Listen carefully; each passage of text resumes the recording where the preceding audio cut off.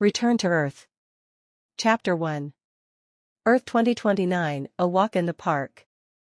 The leaves hurried across the park in a dance of brown and gold and red. Ellen turned her head to watch them for a minute. It was the end of October. She and Harl were walking through the trees in the last of the daylight. "I like this time of year best," Ellen said. Harl watched her. She didn't look at him, and he knew what she was thinking. "I decided to go a long time ago," he said. "I know there'll be no autumn leaves, no spring sunshine, and I know for how long." 8 years, Ellen said slowly. 8 years without summer or winter, without real days or nights. 8 years of the same food, the same life, day after day, with the same people in a little spaceship 50 meters long. 55, said Harl. 55, then, Ellen said angrily. They came to the top of a small hill. Ellen stopped and looked around her. Harl stopped too, and smelled the autumn leaves and the soft warm wind. For a second, he began to think that he was making a mistake. Could he really leave all this behind? Ellen said, "And it's all so unnecessary, you're going for nothing." Harl shook his head. He felt sure of himself again now. "No. You're wrong. This journey is important, really important." "More important than me?" Ellen said softly. She moved near him, and he took her in his arms. "You're a good scientist," he said. "We need people like you. I can still get you a place on the spaceship if you want to come." "I'm afraid, Harl. Not of the danger, but I'm afraid of the long years of living in a small spaceship. I can't do that. I need to see trees and flowers, feel the wind on my face. That year in New York nearly killed me, but cities do have some trees and parks. And there's another thing. I don't want to wait years to have children." Harl moved away from her. "There you are," he said. "We both want different things, and neither of us will change." He laughed. "When I get back, I'll say hello to your great-great-granddaughter. Perhaps I'll marry her." Ellen shook her head. It was getting dark now, and he could not see her face easily. "Will the time really be so different when you return?" she said. "Are you sure about that?" "I can't understand how that can be true. It's difficult to explain in a few words," Harl said. "But yes, we are sure. For us, our journey through space will take 8 years, but for the people on this world, it will be 100 years. So we leave Earth in the year 2029 and return in 2129, but we ourselves will only be 8 years older. And all your family and friends will be dead." "There will be other people," Harl said. He tried to laugh, but his voice did not sound happy. "Like your great-great-granddaughter, for example. If I marry her, we will call our oldest daughter Ellen." "There will be no wives for you in the world of 2129, Ellen said quietly. Harl turned to look at her. "You really mean that, don't you?" "Why not?" "Because the world will be a very different place then," she answered. "Perhaps you'll be a hero of space travel when you return, but no one will want to live with you. It just won't be possible. To the people of 2129, you will be stranger than a wild animal in a zoo." "Why?" asked Harl. "Because," Ellen said slowly, "you won't be a telepath." Chapter 2. Project X. Now Harl understood. "Ah, you're talking about Project X. Is it going well, then?" "We're building the generators." He looked at her in surprise. "You've kept very quiet about that. Were you afraid that I would talk about it to the wrong people?" She smiled. "You were only interested in the plans for your space journey, and you've always laughed about my work. To you, it's just something funny, not like a dangerous journey through space to Persean and back." "Yes, that's true," said Harl. "I thought that my project with the astronaut was really important. Your Project X was strange and, well, not very serious." "And you're not the only person who thinks like that," said Ellen. "Everybody's interested in the astronaut and your space journey, and so you feel important. You're already famous. But Project X is going to change our world, to make a world of telepaths. And that will be a bigger change than has ever happened before." He said quietly, tell me about it now. Oh, I see. She laughed angrily. You can't explain the science of time and space to me in a few words, because it's so difficult. But you think that you can understand my science in just one quick lesson. He took her arm. Don't be angry. We haven't much time. Can you really begin to change some children into telepaths? No. It's bigger than that, much bigger. We're going to change everybody in the world all at the same time. That will stop the new people from fighting the old, because the new telepaths will be the children of the old no telepaths, all the children. She began to walk faster, and Harl had to hurry to stay by her side. It's Druid's work, she went on. The other scientists in the group helped, of course, but it was Druid who did all the important things. He learned that the unborn child is telepathic, it can see pictures of what its mother is thinking and feeling. Druid knows more about the unborn child than anyone has ever known. The wind was colder now. It was coming from the east, and night was falling fast. I never heard about that, Harl said. Ellen laughed, a little angrily. Of course not, it's only space travel that gets into the newspapers. Druid is a very clever scientist, but most people aren't interested in his work. Well, one day he was lucky. Usually, when a child is born, it stops being telepathic. Druid wanted to change that. He did a lot of experiments with monkeys, and used radiation on their unborn babies. Some very strange monkeys were born, but there were also 2 who were telepathic. There was no question about it. One knew what the other was thinking and feeling. Harl was listening very carefully. Monkeys, he said, they are one thing. People are another. Do you think that Druid didn't know that? One of the scientists in his group was a man called Whitaker. Arthur Whitaker? I was at school with him. Yes.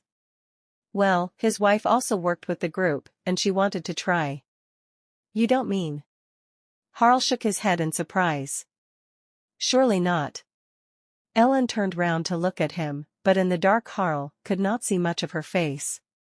There are more heroes in the world than the people who go up in spaceships, she said. I wasn't thinking of her, or of him, said Harl, but the child, think of the danger to the child. We look at things differently, Ellen said. And the child was fine. We used the same radiation on the next 2 children, and that worked too. All 3 children are fine, and all of them are telepaths. We are now sure of it. And what happens next? Asked Harl. Our generators are already up in space. 5 of them can send radiation to everyone in the world. She laughed. That's easy to do these days. Even boring scientists like us can do it. But how can you do a thing like that, after only 3 experiments? Harl said. Perhaps people don't want it. You haven't asked them, have you? Aren't you afraid that something will go wrong? This is the only way to do it. Think about it. We have to change everybody all at the same time. We know how to do it now, and you can't go backwards in science. We can either change everybody at once, or change a few people, here and there, year by year.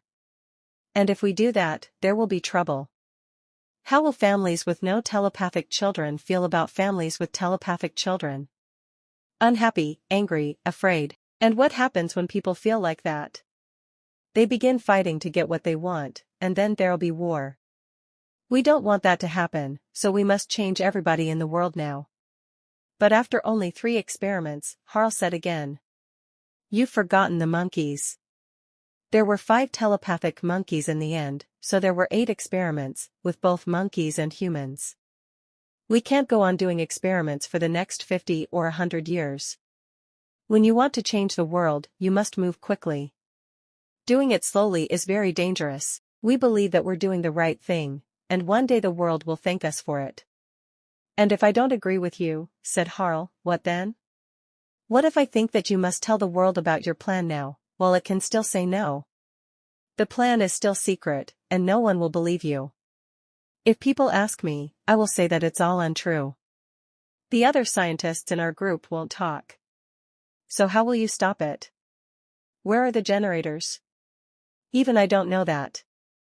People will think you are stupid, or crazy. They'll say that you're not the right person to go on a dangerous space journey, and you'll never get to Procyon. Yes, said Harl. He sounded tired. This isn't my world anymore. I said goodbye to it when I put my name down for the journey in the astronaut. And if you're right, the world of 2129 will be full of telepaths. He smiled. We can travel back to Procyon if we don't like this world when we get back to it. Or perhaps we'll find nicer people out there, and we'll decide to stay and never come back to Earth. And I shall be dead by then, said Ellen, dead a long time. Harl caught her arm quickly. Come with us, he said. Then you can see what happens with Project X. Come back and look at your new telepathic world in 2129. Surely you can live 8 years in a spaceship for that. She pulled away from him. No. No, Harl. I want to see it now. He said, well, if that's what you really want. They were nearly at the end of the park.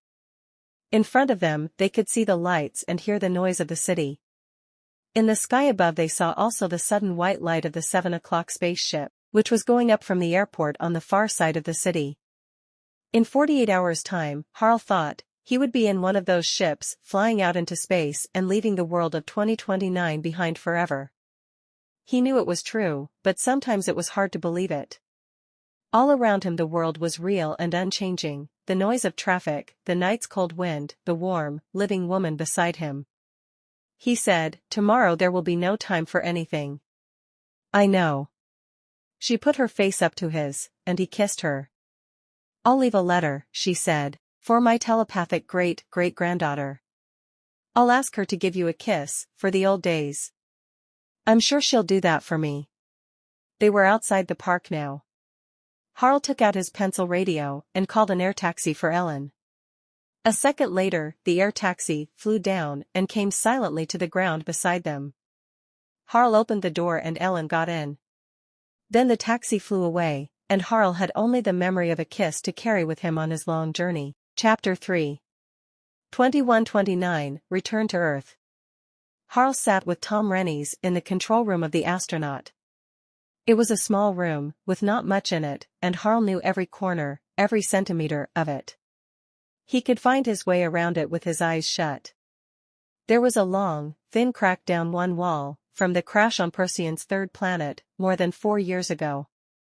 Harl watched the television screen in front of him and said crossly, can't you get a better picture than that? The green thing on the screen was no bigger than a tennis ball. The picture jumped around, went dark, then bright again, and the green thing still looked like a tennis ball. The spaceship was still a long way away from Earth. Rennies was a man who always spoke slowly and carefully. He was still the same after 8 long years in the spaceship. Sometimes, when the others heard that slow careful voice, they wanted to hit him, but Rennies never got angry. He just went on speaking slowly and carefully. Now he said, 2 more days, and you won't need to watch Earth on the screen. He smiled. Why don't you use the radio, and try to call some of those telepaths down there on Earth? When the spaceship left Earth 8 years before, Harl told everyone about Project X. He told them how the world would change, how different it would be when they got back. Everyone thought the story was funny, and no one believed him. They laughed at him then, and 8 years later they were still laughing at him. Harl stared at Rennies. It doesn't matter to me if people have 3 heads, he said. There'll be a happy change from the crowd on this ship. The journey's nearly finished, Rennies said. It's been a terrible 8 years, -1, think we all agree about that. None of us knew how hard it would be. You were luckier than most of us, said Harl. You got through it all right, didn't you? Rennie smiled lazily. True. I'm a slow, silent person, and it's helpful to be like that in difficult times. But it was hard for me too, you know. Shall I tell you what helped me most? I really enjoyed watching all of you when you got angry with me. Sometimes I'd like to break your neck, said Harl. But he said it without any real anger. For a minute or two, he was silent, then he spoke again. Tom. Rennies looked up from the screen. Yes? those telepaths. I don't want to go through it all again, we've done that so often, but Ellen. Was a very clever woman. I believed her. I still do. If she said it was possible to do it, then I believe it was possible. Weinberg doesn't believe it is, said Rennies. Weinberg didn't believe that the trees on Procyon 2 could walk. He believed it only after a tree walked up behind him and nearly took his head off. Yes. I agree that Weinberg is not really the best person to ask, but I have thought about it a bit myself sometimes. In front of the others I've always laughed about it, but, well, I don't know. You're a serious person, Harl, you never tell stupid or untrue stories just to get a laugh. I didn't know Ellen very well, but she was even more serious than you are. So perhaps this story about telepaths is true. And if it is, we're going to have a very difficult time. What do you think they will do to us, the non-telepaths? Said Harl. Rennie smiled again. Perhaps they'll put us on a really lonely island in the South Pacific, and tell everybody to stay away from us. That would be the kindest thing to do. Perhaps they'll send us back into space, said Harl. That, Rennie said, is what I'm afraid of. When the spaceship got nearer the Earth, they tried the radio. They waited to hear the first voices from home, but the radio was silent, and stayed silent. Perhaps people don't use radio anymore, said Rennies. Perhaps they've got something better now. Soon the astronaut was flying round the moon. They watched for the lights of the moon's Tycho city, but the place was dead. On the dark side of the Earth, there were no city lights anywhere. The space travelers watched the screens and were silent. The ship came down easily. It hit the wall of air around the Earth and slowed down, circled the world 3 times, then flew down to its home airfield, just north of Detroit. The date on Earth was the 21st of April, 2129. It was late afternoon, and the sun was shining after rain. The travelers crowded round the 3 screens inside the spaceship. They stared out into grass, which was a meter high. There were trees everywhere on the airfield, young trees, and old trees. Arkwright was now the captain of the astronaut because Lee, the first captain, died on Procyon 2. Arkwright turned to the others. We'll have to do all the usual checks on air and radiation, he said quietly. If everything's all right, the first group of us will go out in half an hour. While we wait, I'm going to open the last bottle of whiskey. I think everyone needs a drink. Chapter 4. Where have all the people gone? Harl stared down at the small glass of whiskey in his hand. Rennies, beside him, drank his whiskey fast, and held out his glass for some more. Well, Rennies said, where are they, Harl?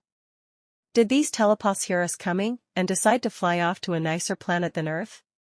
If so, they heard us a long way away while we were still somewhere near Centauri, because there's a tree out there on that airfield which is 40 years old, if not more. Harl drank his whiskey. I don't know, have they just stopped living in cities? Perhaps they don't need cities anymore? Cities are dirty, noisy, smelly things. Life, said Rennies, is dirty, noisy, and smelly. Don't be stupid, Harl said. No. What you said was stupid. Cities are only a large number of people living together. One way or another, you've got to have them. Someone brought in a piece of paper for Arkwright. He read it and looked up. The air is clean, very clean, and there's no radiation. Everything's fine.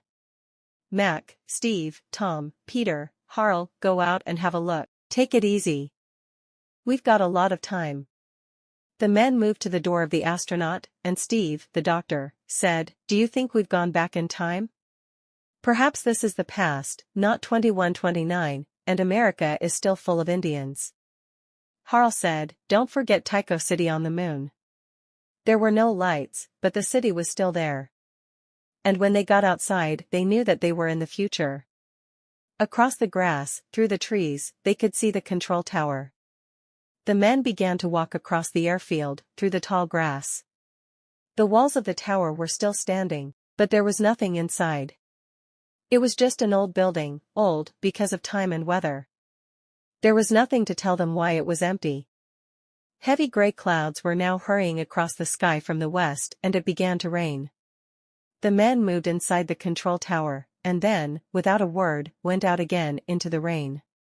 They stood with their wet faces turned up to the clouds, remembering what rain was like. Rennie said, "This is the worst thing that could happen. The people who said goodbye to us 8 years ago are dead. We knew that already. We knew that there would be new people to meet us. But now, there's nobody, just an empty world. I don't know how the rest of you feel, but I can feel my dead family all around me." "Yes," said Harl slowly. "I'll leave a letter for my great-great-granddaughter. I'll ask her to give you a kiss."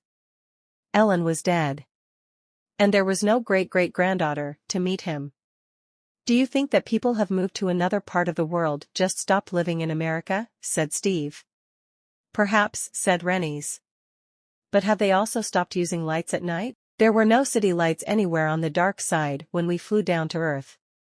"I don't know," Steve said.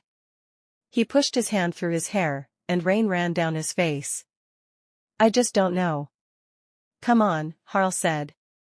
"We'll walk on into Detroit."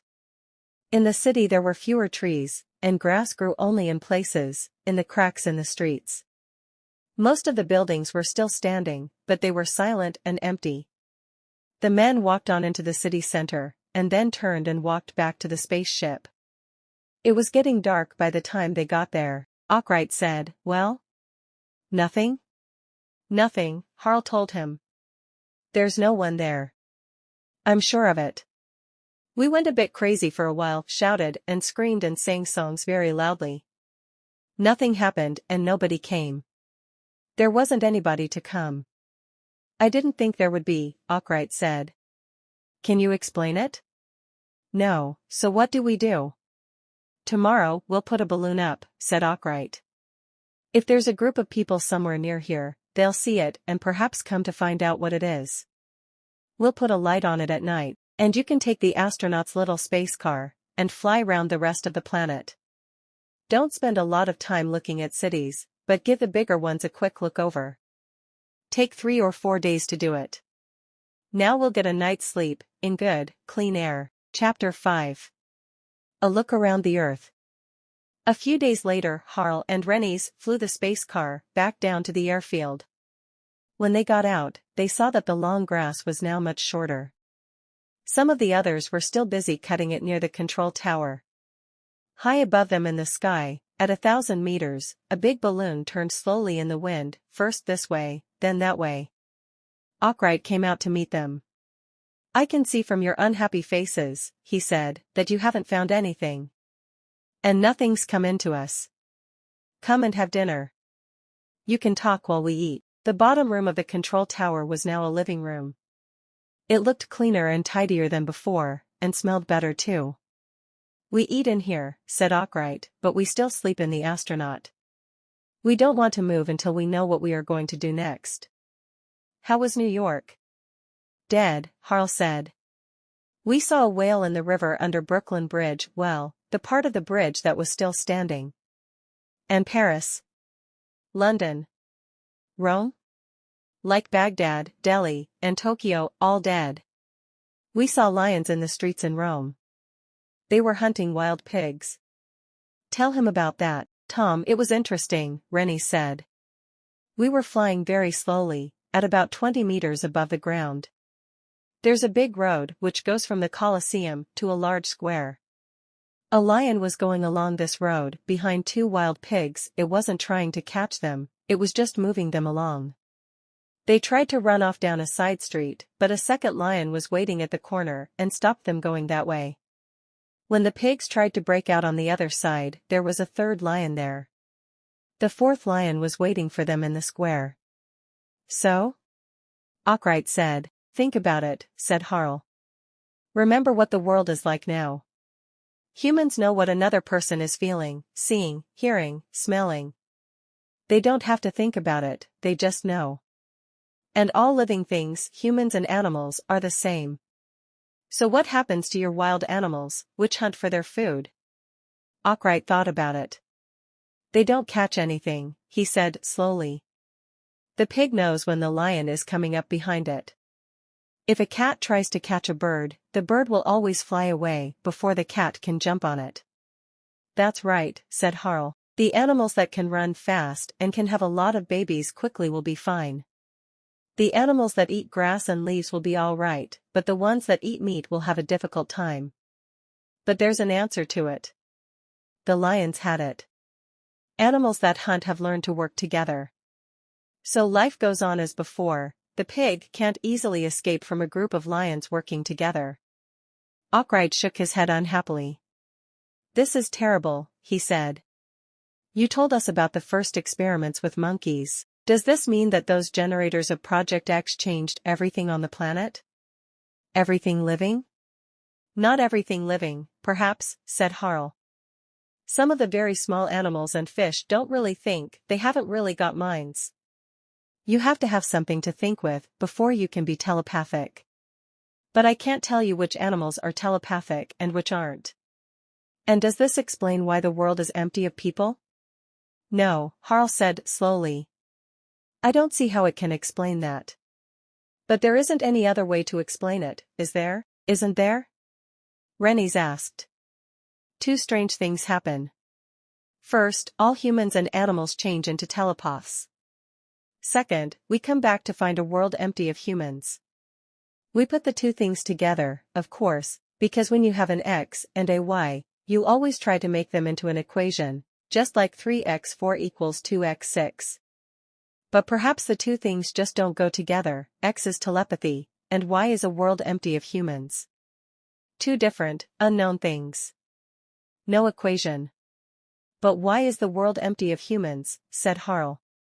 The only answer to that question is telepathy. You can't give me any other answers, can you? Come on, give me one now. Give me your equation which shows that X and Y go together. Harl shook his head. I don't know, he said. We just don't understand any of it. When we were on the astronaut, Arkwright said, I was always laughing at you, Harl. Oh, those wonderful telepaths back on Earth.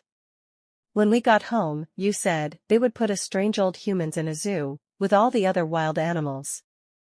Well, I would like to be in a zoo right now, I really would. I'd like to sit there in my cage and watch the children, while they walked past us, eating chocolate, staring at us, talking and laughing. I'd stand on my head for them. Happily, Chapter 6. News from an old man. Harl was standing near the astronaut the next morning, when the visitor arrived.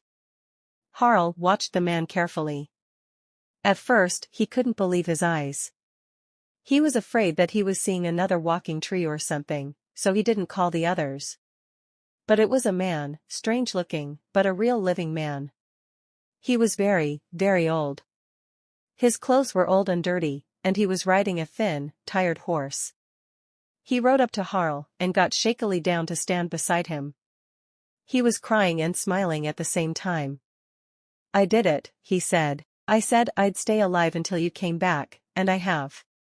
Years ago, I lived here, near the airfield, but the wild animals moved away, and I had to follow them. They travel around in strange ways now. How old are you? Harl asked. He thought immediately what a strange question it was. Here, suddenly, was a human in front of him, perhaps the last one still alive. Harl turned his head to the control tower and shouted. Look who's come. The old man said, I think I'm nearly 100 years old. He smiled. I was born in the same year that the astronaut left Earth. They called me Lee, the same name as your spaceship's captain had. He's dead, Harl said. Tom Rennies and Steve were hurrying up to them, with Arkwright just behind them. I'm sorry about that, said the old man. Did many of you die? Only one, said Harl. Arkwright arrived and said, well, where are they? I haven't asked him yet, said Harl. The people, the old man said. You mean the rest of the people? They died. I had 2 friends with me until the hard winter, the year before last. That killed them. You get lonely by yourself. I wasn't sure that I could remember how to talk. I never did like talking to myself. Harl said, hey. He was born in the year that the astronaut went out before the generators started. Does that mean there was something wrong? The radiation didn't make telepaths, just killed everybody? But the animals today. And Whitaker's children. You knew about the generators, then, the old man said. He smiled at them happily. It was not surprising that he was a bit crazy. He was a very old man, near the end of a long hard life, but the others were in a hurry to get his news out of him. Arkwright took hold of his arm. Look, he said, what did the generators do? They made telepaths. You didn't know that? All the children were telepaths and the animals, too. It's difficult to catch the animals, because you can't get near them. But the telepathy only works up to about half a kilometer away, so you're all right if you've got a special hunting gun which can shoot a long way. I've got a gun like that, but my eyes aren't so good these last years. Arkwright said, slowly and carefully, what happened to the telepaths? Some of them grew to be adults, the old man said. But not many. They were all right when they were young children, most of them. But when they were about 10 or 11 years old, they began to die like flies, one after the other. Perhaps 1 in 100 grew to be 20. I had 2 children myself. People were always hoping that the telepathy would stop one day, but the scientists said it would never stop. My boy got to 15. But why did they die? Rennies asked him. What killed them? Were they ill in some way? The old man looked at him in surprise. Why, no, he said. The telepathy killed them, of course. To him, there was no question about it. He didn't understand the need to explain it. That was the only thing that killed them. Some of them shot themselves, or jumped off buildings, things like that, but most of them just died. But why? Harl said. Why? Because people have got bad minds. That's why. Look at yourself, deep down inside. You know what you're really like, don't you? Not very nice, mostly, and it's not comfortable to think about it, is it? So we don't. We hide from our true selves, and when we speak, we don't always say what we think or feel. So we hide from other people too, and they hide from us. But the telepaths couldn't escape, could they?